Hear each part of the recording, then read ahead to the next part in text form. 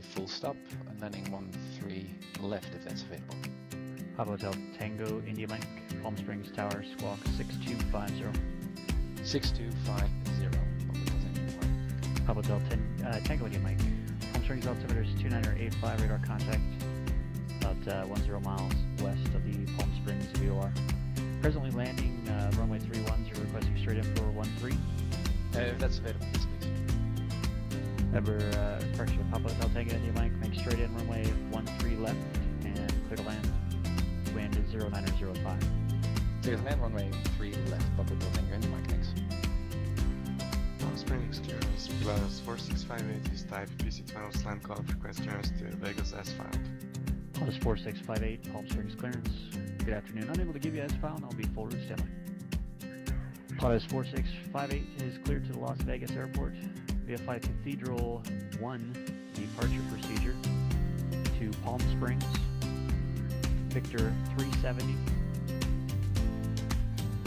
to 29 Palms, Victor 538, Cresso, join the Cresso 3 arrival. Maintain 7,000. Expect flight level 2405 minutes after departure. Departure frequency 126.7, squawk 6316. Plus 4658 is cleared to Vegas via Cathedral 1, Palm Springs, Victor 37029, Palms, Victor 538, Cresso 3. Initially climb 7,000, expect cruiser S25, departure 167, squawk 6316 plus 465. Plus 4658, reback is correct. Tango to Mike, taxi to the ground via Echo and frequency. Taxiing to the ramp via Echo, remaining on this frequency, Papa Hotel Tango India Mike. Ontario Tower, Cessna 237 Charlie Alpha, approximately 4 miles to the west, inbound to land. Number 237 Charlie Alpha, roger, inner left, traffic, left downwind runway 26 left, report base. Enter left downwind for 26 left and record your base, 237 Charlie Alpha. Charlie Tower, United 242 on the visual for 20 right, we'll be turning for a right base shortly. United 242 Jolway Tower, runway 20 right, clear to land, wind 170.3. Clear to land, 20 right, United 242. Papa Tower, King 208 Kilo, ILS flight 4. Here 520 Yankee Kilo, Palomar Tower, runway 24, clear to land, wind 210 at 11. Clear land, Kilo. Number 237 Charlie Alpha, runway 26 left, clear to land. 26 left, clear to land, 7 Charlie Alpha. Palm Springs ramp plus 4658 east ramp with weather going for taxi. Plus 4658, Palm Springs ground, runway 31 right, taxi via Echo and Bravo. Trail right via Echo Bravo 465. Riverside Tower, good morning, November 2903 Alpha with you on the ILS. Number 2903 Alpha, Riverside Tower, good afternoon. Runway 9 clear low approach, report miss. November 2903 Alpha, PX low approach, runway 9, next report is good. Palm Springs Tower plus 4658 ready to go trail right at Bravo. What's the radio area check? Plus 4658, Palm Springs Tower, runway 31 right, clear for takeoff. Clear for takeoff, trail right plus 465. Palomar Tower, King 528 Kilo, Kilo, 4. Here's our Yankee Kilo, roger, taxi into the ramp via Alpha. Via Alpha to Plus 4658, contact SoCal departure. Contact departure 465. Cessna 7 Charlie Alpha is clearly active, taxi to the GA parking base. We're 7 Charlie Alpha, remain on this frequency, taxi into the south ramp via Sierra. South ramp via Sierra with you, 7 Charlie Alpha, thanks. Number 2903 Alpha going around. Number 03 Alpha, confirm going around or going missed. November 2903 Alpha going missing. Number 03 Alpha, roger, execute the published missed approach procedure. Flying the published missed approach procedure, November 2903. Piper 2903 Alpha, contact SoCal departure. Contact departure, 03 Alpha. Number 03 Alpha, departure frequency will be 135.4. 135.4 for departure, November 2903 Alpha. Ontario Tower, November 516 Delta Mike, inbound ILS 26 left. Number 516 Delta Mike, Ontario Tower. Good afternoon, Ontario. Wind is calm. Runway 26 left, clear to land. 26 left, clear to land, 6 Delta Mike. Ontario Tower, November 36. Correction, 516 Delta Mike, clear of the active at uniform, taxiing to the south apron. Number 6 Delta Mike, roger, taxi in the south ramp via Sierra. Remain on this frequency. Via Sierra on this frequency, 6 Delta Mike. Riverside Tower, good evening. November 2903 Alpha is busy on the middle coast on the east. Seven position is left hand down as unexpected. Number 2903 Alpha, Riverside Tower, runway 27, clear to land. Clear to land on line 27, 03 Alpha. Riverside Ground, November 2903 Alpha, in Alpha request taxi to the transient partner. Number 2903 Alpha, Riverside ground. In the future, don't switch to the ground frequency unless you're told to do so. You should stay with tower, exiting the runway all the way to the hold short point. Stay on this frequency for now, taxi into the ramp via Alpha. Taxi to ramp via Alpha. Roger. Number 2903 Alpha. Generating clearance. Generating clearance. November 6th. Charlie Mike type Cherokee. I would like to attempt the I-4 rating today. Cherokee 76 Charlie Mike, Jolly clearance. Good evening. Good luck on the I-4 destination. Will be, let's go, Kilo Oscar X-ray Romeo. That's Kilo Oscar X-ray Romeo. 6 Charlie Mike. Yes, sir. Good luck. I'm going to sign off and collect some information for this destination. I'll sign back in. Is that okay? Absolutely. Just report when you're back with the I-4. And how long do you think it'll be? It's not going to be more than an hour, is it? No. I have to file and get some charts and plates. Wonderful. Yeah, I'll still be here, so it shouldn't be a problem. And we'll look for your flight plan to come through. And we should learn some. Las Vegas Tower, Pilatus 4658, unusual 1 on the right, 4500. Plus 4658, Las Vegas Tower, runway 19 right, clear to land, wind 1807. Clear to land, 1 on right, 468. Plus 658, exit right, taxi into the ramp via hotel, remain on this frequency today. Exit right, right via hotel, right frequency, 468. Beach ground, number 953 Whiskey Alpha's Piper Comanche PH4/Alpha. Taxi be active VFR east departure with weather. Calling Long Beach ground, need you to just verify your call sign, please. Sorry about that. 916 Whiskey Alpha, November 916 Whiskey Alpha. Comanche 9016 Whiskey Alpha, Long Beach ground, roger. And just confirm VFR eastbound. Eastbound and the east ramp just south of runway 25. Comanche 9016 Whiskey Alpha, roger, runway 26 right, taxi via Kilo. Okay, 25 right via Kilo, 916 Whiskey Alpha. Long Beach Tower, November 916 Whiskey Alpha, holding short of 25 right, Kilo, ready for departure via Park East. Number 916 Whiskey Alpha, Long Beach Tower, runway 25 right, clear for takeoff, right downwind departure approved. Clear for takeoff 25 right, right downwind departure 6 Whiskey Alpha. Good day, Palm Springs, ground scanning Hotel Tango, East Ramp, India, close traffic, runway 31 right. Papa Hotel Tango, do you Mike? Palm Springs ground, say again aircraft type. Gray Cessna Sky. Skyline Tango, do you Mike? Thank you, runway 31 right, taxi via Echo and Bravo. Echo and Bravo, 31 right. Papa Hotel Tango. We're 791 Juliet, towards ground left, clear.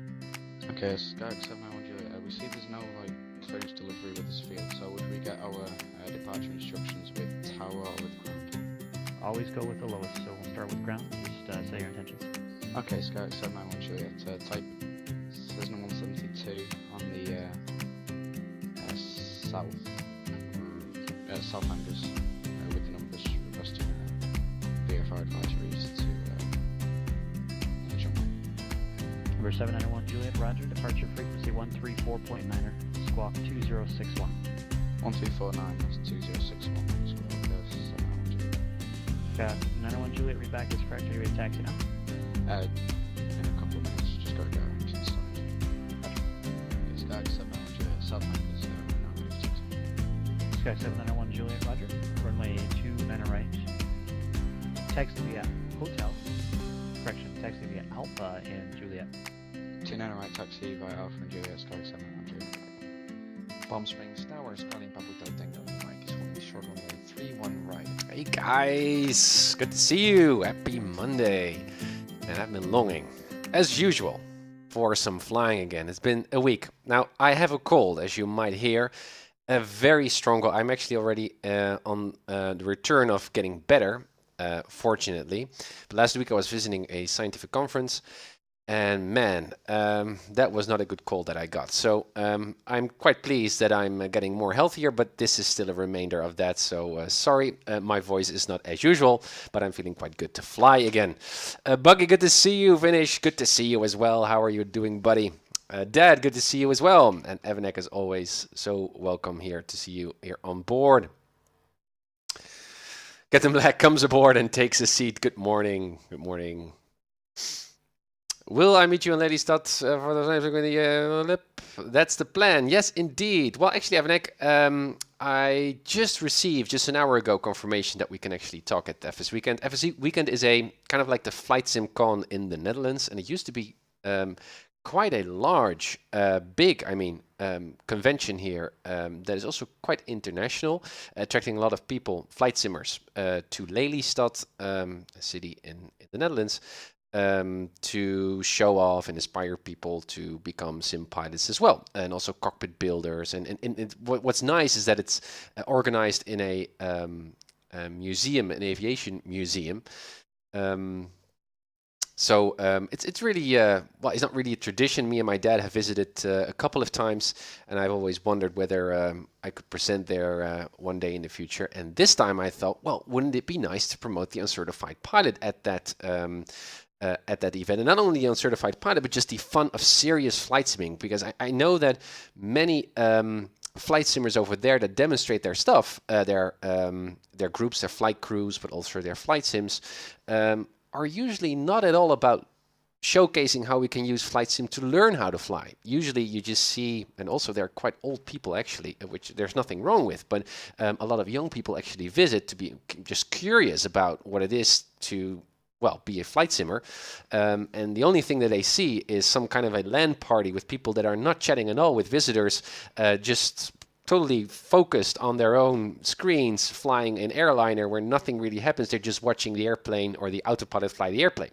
which to me has very little to do with the fun and thrill of flight simulation. So I thought, well, I think Evanek and me would be very good candidates to spice up the flights FS Weekend. And actually we got a very kind invitation to come over.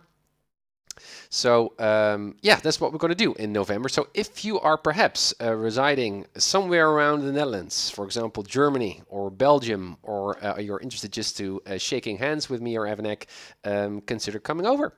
Just search for FS Weekend and you know the dates. I think it's the beginning of November, I think, Evanek. Wasn't it the 4th or 5th of November? I think the entrance is free, but I don't know for sure. And they're now busy compiling the program. We still need to register our talk though, but I'm quite sure that we are accepted. Also, I see that there's a lot of other opportunities actually to also help the museum to attract a lot more visitors, because they also like to do a lot more with education. Now, outside of my uncertified pilot hobby, I'm actually a PhD student. I do a lot of work with schools, primary schools, especially within the realm of science education, trying to inspire students, children mostly, to also consider science, and also not only to pursue a profession in science, but also just the fun of doing scientific thinking and being curious and being critical and coming up with creative ideas and being innovative. That's kind of like the topic of my PhD research, and how we can help teachers, primary school teachers, to inspire children in that way. And Science Museum can actually be a great vehicle, almost, a place, a context, where we can further support or facilitate that process, bringing children to a very thrilling, kind of inspiring environment to do so. And why not combine that with flight sim, right? Using flight simulation, modern day flight simulation, to inspire young children, or not really young children, but just children, I guess, I would say from 6 years up to 12 years, 13 years old, something like that, to use flight simulation to inspire them how fun it is, not only just to be a pilot, but just to learn more about physics, or about the weather, or about topography, or you name it. I mean, in a way, aviation, especially learning how to fly, involves even math, involves so many different domains. So that thematic kind of learning is a very hot topic currently in the world of education, the science of education. So I'm also seeing a lot of opportunities to perhaps play a role in the board of FS Weekend, that convention, and really spice up things. So I'm curious, but we'll have to see. Thanks, Dad. Yeah, November 4th and 5th. Yeah, that's awesome. And thank you, Overnick, for posting the link. So yeah, that's really, really cool. Yazink, good evening. Good to see you. MiniWebs, good to see you also. Welcome, guys. Adams, Flight Sim, also thank you for the host. Good to see you here on the stream for the first time then. Okay, so enough chat. What I'm going to do in this stream is not really that hardcore IFR training, as you might know. I'm already started with my season 2 of my series, which is all about learning how to fly my instruments. Or become an instrument-rated pilot, actually. It's more than just flying on instruments. It's also knowing how to fly on instrument procedures and stuff, which is so thrilling and completely new to me. More new than it was when I started my season 1 of my project, becoming a VFR pilot. Still, though, I haven't flown in a week because I visited a scientific conference, and I've got something else that I would just like to show you and just have some fun and get back into the pace of my training. What I've currently installed is the latest beta version of the next update of the rep package for the Cessna 172. Actually, the rep package is the same kind of module that also fuels all of the other airplanes that Simcoders provide, so also the Baron and all the other airplanes that they have. And I'm now part of the team. As a critical consumer and also as a student pilot, I'd like them to see to further improve the rep. I am already loving the current version, but I think me, but also you guys as customers, we can inspire them to further update and improve on the software, and they are actually doing that, and in a quite active, proactive way, which I really love. So I've got an entire list here of things that they included, which at least on the list on paper looks really good. But let's test if that is actually working. So in the next hour or so, you are part of the beta team, and please feel free to comment on anything that you see that you're saying, hey, that might be cool, or that's not working properly, that might be a bug. So I will write that down, or just rewatch the video, just send the video to Simcoders so they can further improve until the final version 3.1.1 version, which is just a minor update, but it is already has a lot of bug fixes and improvements there once that is released, so we can all enjoy it. So that's kind of like the plan for today. And I've got some other announcements, and I'd like to fly without the attitude indicator again, because that was the hardest thing, as I remember from my previous flight, flying without attitude indicator, because it's such a primary, it's the most primary of the primary instruments. It provides so much information, and I think that's if you like to practice flying on partial instruments, flying without an artificial horizon, or without the attitude indicator is really the most core exercise of all. Now, we're not flying in IMC, this is just real world weather. Currently, actually at Oceano, where we're currently at, the weather is really great. So it's just going to be a fun and casual, again, introduction for me, I guess, to get used to flying. Because I know, especially as part of flight training, and I've noticed that for a year or so, every time when I take a break for at least a week or so, I'm really noticing that my flight performance is a bit lacking in terms of ADC, in terms of just subtleties of a nice landing, like in the real world. So it's good just to get a pace on, and also then well, allow myself some time just to get into shape again. Vintage, Tim, do you know if the weekend is in a wheelchair-friendly location? I think so. I even think that it's mandatory for musea to offer support there, but I can check. And if you would come over from Finland all the way down to Ladystad, that would be a blast. But please don't feel forced to or any way. But we would love to meet you. Yeah, sure. But I will check. I will check. Also, Velduch, thank you for the auto host. Okay, so on the ramp. Now, what's wonderful about this ramp, I don't know if you notice it, but we are currently at a new and improved, brand new Oceano Airport, which MiniWebs dropped on the Discord out of nowhere, and all of us in the Discord said, what is this? And it looks amazing. Look at this. So grass, actually, it's more Orbix-like. but also the ramps, many more. It's more like a rough if you look here at the ramp here at the edges, but also look here at the FBO. People there. It's so much more detailed and so much more realistic. It's very, very cute. Lot more trees around. I think it's, well, I've never seen real life or real with Oceano before. But this looks so cool. So guys, I will be flying some traffic patterns also just to test the rep. So if you are on PilotEdge, feel free to join and we can just fly some on CTEF here on Oceano. I will also just do a departure and just get used to the artificial horizon again for just a bit.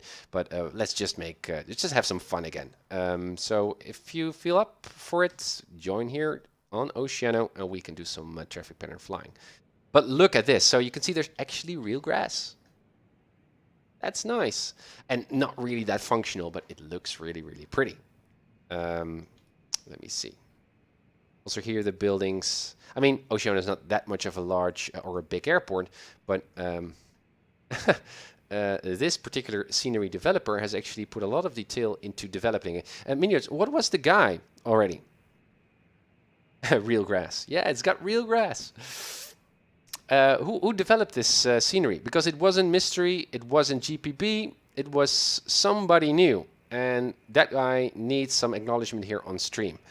Because it really, really looks pretty. And I would say, guys, let us inspire the scenery developers to look at this, to create more airports in these so-called areas. So all of us PilotEdge pilots can enjoy these wonderful airports. And again, Oceano is such a central PilotEdge airport where most new beginners, novice PilotEdge pilots start. So I'm really glad that we got this scenery package. It is lovely. So that's what we're going to do here. We're going to fly in around Oceano.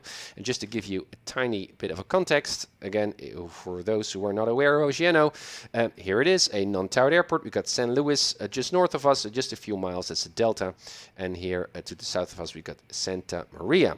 We got some MTRs, as you can see, but those are far out over the waters, but still they are there. And that's about it. Well, we got restricted areas. That might also be. It's also worth mentioning. So that's why we can also look at the GPS. Anyway, his username was Endwob. Endwob, thank you.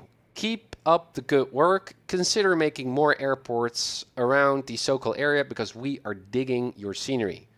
That's really, really cool. Hoping that he will jump aboard the stream one day so we can talk to him a little bit more.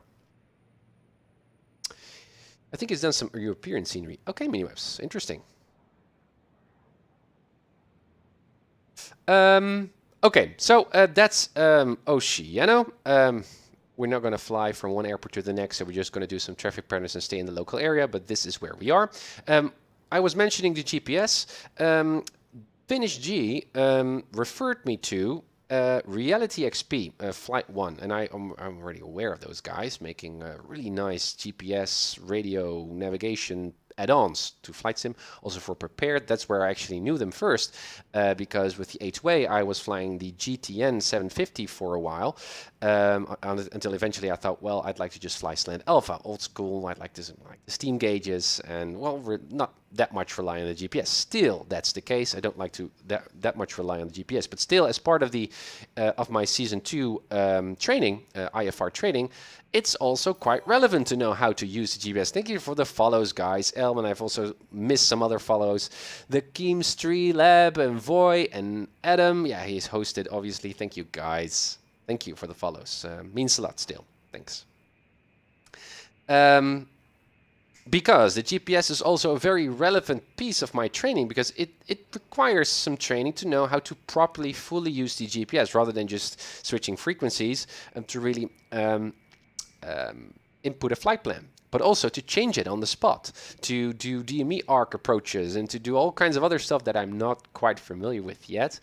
Requires some training and some knowledge how to fully use the GPS, also to switch from GPS to steam gauges that we also talked about with Finnish G in the last stream. So it's quite relevant if you've got the full realism there in the GPS. Now, unfortunately, the stock GPS, as you see it here, is not that realistic. I mean, it is realistic, but not that much. And so Reality XP provides add-on packages for about $50, I believe, that you just install, and then you've got the full features, which is really, really wonderful. Now, I bought that package, but unfortunately, I discovered, well, it's not really a drawback, but it's not that easy as what I was used to with A2A simulations, where once you install that GPS package from Reality XP, where you can just get a menu where you say, okay, what kind of GPS do you like to load into your particular aircraft of choice? And you can just say, well, I'd like to have the GNS 430 and nothing else, and I'd like to have all of my radio stacks. Click, and you load your aircraft, and there you are. That's what I used to with A2A simulations, who actually provided that window or that software or that kind of configuration tool with their products, which is really, really great. On X-Plane though, that's not available. So you just install the GPS, that software, and you're still stuck with the same 3D model. So what is happening now? I've actually bought the 430. So this is the 530 GPS, the GNS 530, and this is the GNS 430. This is a really common GPS, a newer GPS, but it's more like the cheaper one, you could say, has less, it's just a smaller window. And what I would like to see is this 530 removed, and just this one, and then the entire stack to be moved up to the top. But unfortunately, that is not something that Reality XP provides, nor X-Plane can provide, because this is just a one build kind of 3D model. Fortunately, what you can do is map the Reality XP GPS functions onto this 3D modeled 430, and also for the 530 if you bought that license, but I bought the 430. You can map it on top of this GPS, and it works, but still I've got the 530 here. So that's why I also posted on the Discord and also on my Twitter, is there anyone who can just tweak the 3D model of the stock 172? Because I don't like this one. I know many of you, me included, also just like to see a slant alpha version of the stock 172. No GPS, just the regular radio stacks. But again, I thought, well, perhaps it's just a simple matter of using PlaneMaker.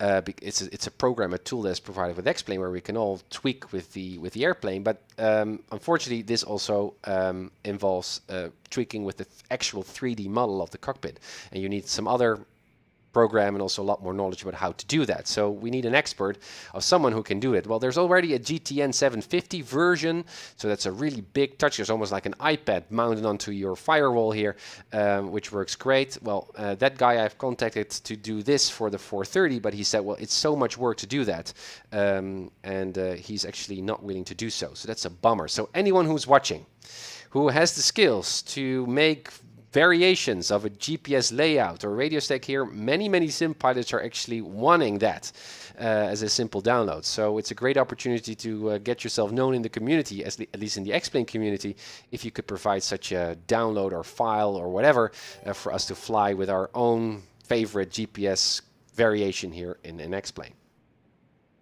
Thank you for the follow, Ash. Thank you. So what I currently have installed is that Reality XP GNS. As you can see here, the only one that I've enabled here is the 430. And if I click it, no, that's not. I still need to study how this works. But I think if I just click on it, I just get the basic or the stock window. Let me see how it worked. Show window, yeah. So the only thing that I have now is just a simple 2D. And this, every button works as it should be, as it should work, which is great. But obviously, I like the 3D model of this one here. Well, that's something that is also provided in the user manual of Reality XP, so that can be handled. But yeah, it would be very nice if I could remove the 530 out of my cockpit. And that is possible, but I don't know how. So again, anyone who's watching who knows, send me an email, help us out. There are many more sim pilots who like to see this, and that would be really, really great. And that's enough. Hide. Yeah. Thanks for the follows, guys. Real thanks. Okay. Anything else? Yes. I've also got an entire list of updates.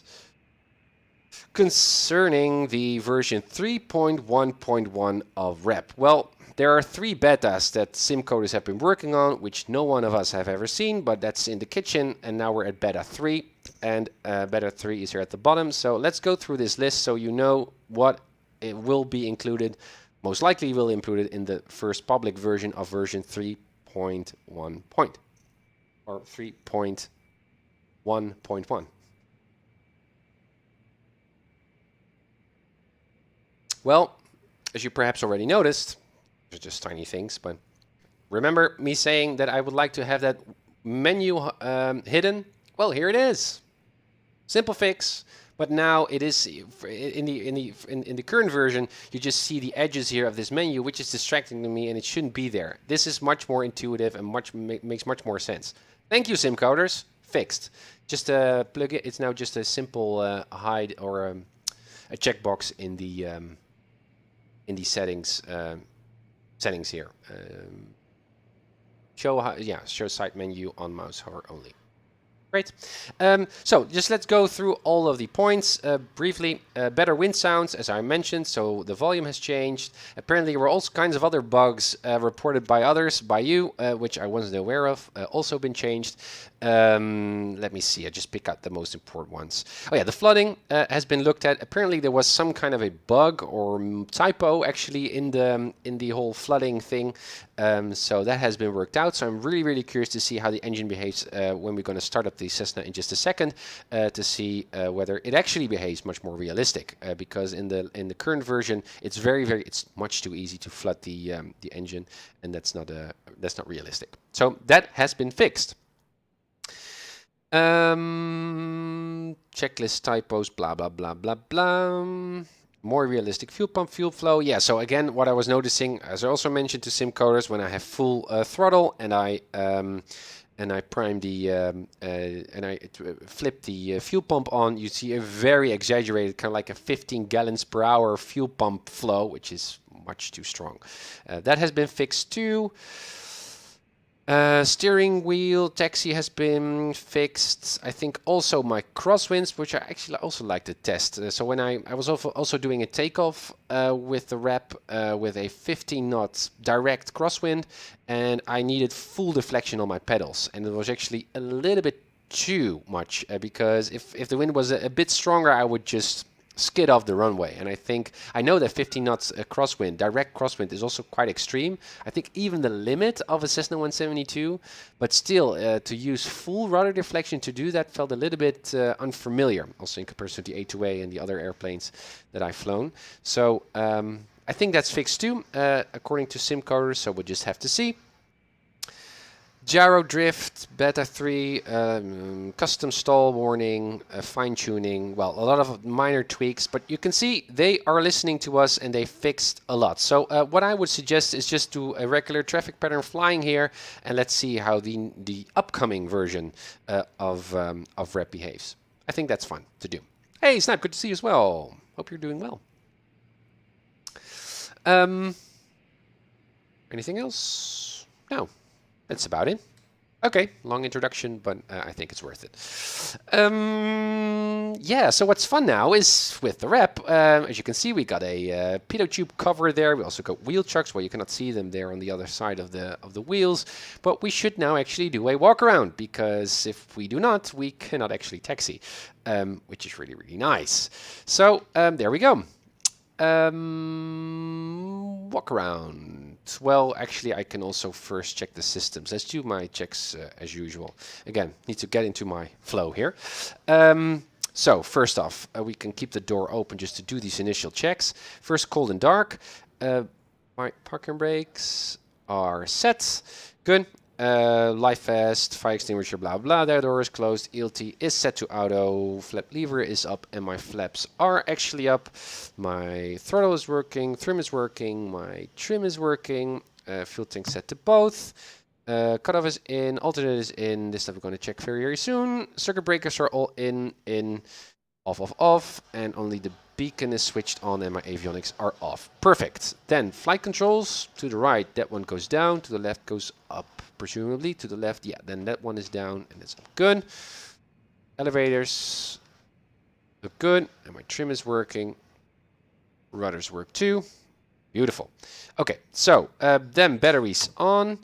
I think we can do now. Let's just check. Landing lights on, taxi lights on, strobe lights on. We might drain the battery, but we'll just have some fun. Pitot tube should not be on because the pitot tube cover is still on. But let's just do it for the sake of the test here. Obviously, the pitot tube heat actually becomes very, very hot. So hot, in fact, that if you are not taxiing, let alone flying, the thing actually damages the pitot tube. It's quite a sensitive technology there. So that's why you may only turn on the pitot tube when you're flying, when there's enough cold air rushing over it, because otherwise it gets too hot. But obviously we like to check whether it's actually working, especially for an IFR flight. So again, it's not really that safe to test the pitot tube when also the cover is on to keep it warm and protect it from dust and stuff. But let's turn it on anyway. That's on, and then the flaps down, because then we can inspect the connecting rods and stuff. Okay, that's down, and then batteries off. Good. All right, then menu, and then we're going to do the walk around. There we are. Don't know why we are in this. Actually, oh yeah. If I turn on the batteries, then this check wouldn't make that much sense. So I guess I'm just keeping my batteries on. And something that they didn't include yet, what I noticed is I would also like to just click on these click spots and to go directly to those points. For example, now I just would like to see whether my landing lights and taxi lights are on. With the current version, I need to go through all the checks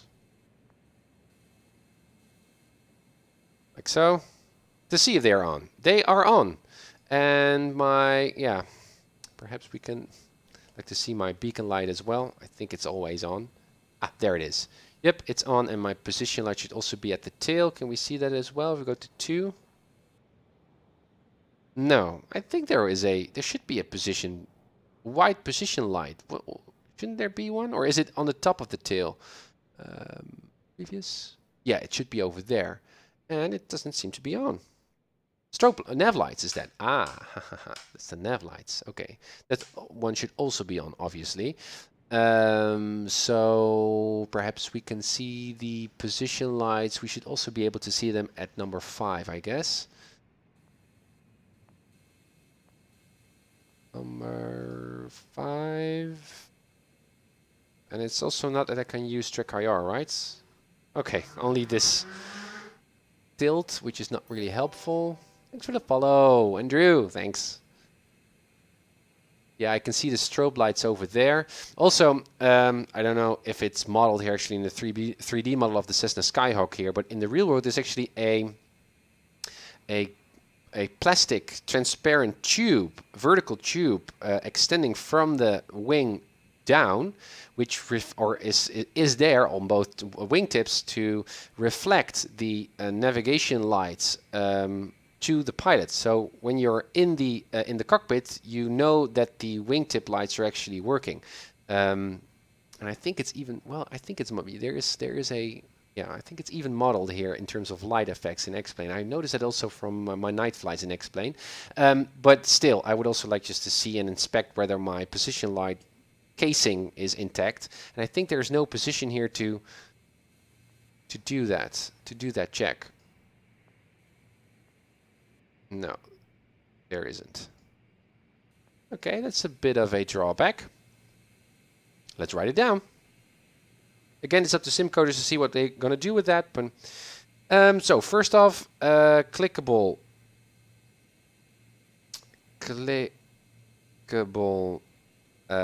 walk around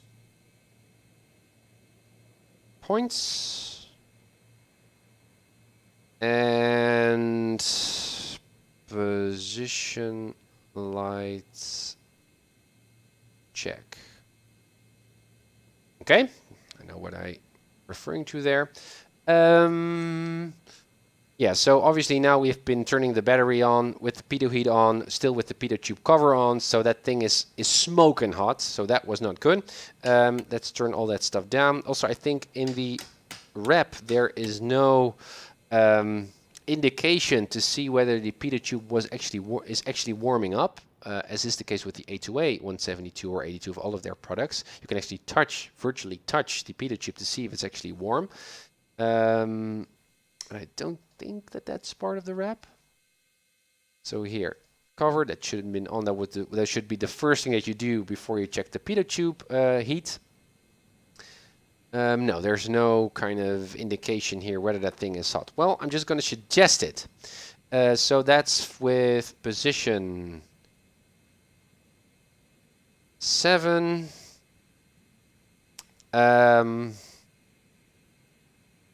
Temperature indication. Thanks for the subscription, Avanek. Thank you, buddy. Thanks for the good luck wishes. Thanks. Means a lot. Awesome. Very encouraging. So, position 7, temperature indication, right? I know what I mean with that. That would be cool if they could include it, I think. Okay. Then we're just gonna do the usual walk around. So we just checked whether the internal systems, we just did a cold and dark check. I don't know what the flow actually is. Getting out of shape with doing the walk around. If I should check the internal system first and then do the external walk around, or do it the other way around, just first do the external and then do the internal. I think the internal first. Let me see. Check my checklist again, guys. I've made myself for a long time ago an unofficial student checklist of the airflow labs, also of the A2A 172 and 182. I think also now for the stock. I should make one for the wrap actually, but it's all the same actually. It doesn't really matter to make that many variations, but it's a free download on my Discord or on UncertifiedPilot.com. So if you're interested in getting the same checklist, it's there for free, just a PDF. Let me see. Yeah, so first a cold and dark check. Yeah, and then first the interior inspection, which includes checking the lights. So then very briefly going outside to see if those are working. But then you go inside again and to check the avionics. And yeah, so let's just follow on that flow. Thanks for the follow. Okay, thank you.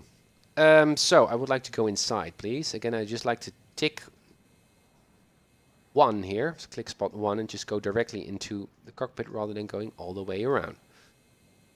Oh my gosh. I'm going to just do this. Yes, that helps. Yeah, batteries are still on, and you can see it's depleting the battery. So chances are we might have a completely depleted battery, and we cannot start up the engine. That would be fun. Okay, so batteries are on. We can see we have a reading. Well, we got enough fuel to do some traffic patterns. That's good.